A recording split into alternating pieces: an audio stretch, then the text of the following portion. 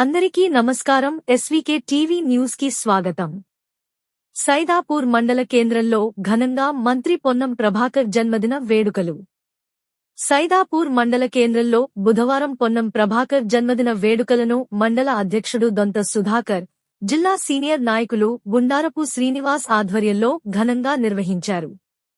అనంతరం cake cut చేసి ఆయనకు జన్మదిన శుభాకాంక్షలు తెలియజేశారు. పొన్నం ప్రభాకర్ నాయకత్వం వర్ధిల్లాలంటూ నినాదాలు చేశారు. అనంతరం ప్రజలకు, కార్యకర్తలకు మహా అన్నదాన కార్యక్రమం నిర్వహించారు.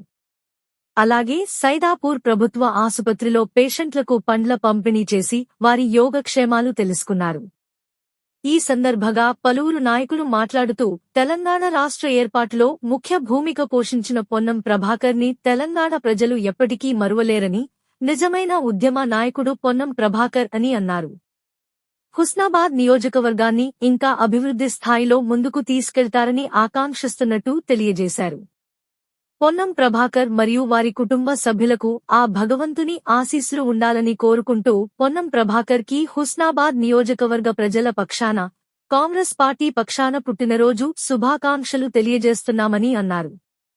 ఈ కార్యక్రమంలో మండలం మరియు గ్రామాల ప్రజాప్రతినిధులు, కాంగ్రెస్ సీనియర్ నాయకులు, యువజన కాంగ్రెస్ నాయకులు, ప్రజలు, కార్యకర్తలు అధిక సంఖ్యలో పాల్గొన్నారు.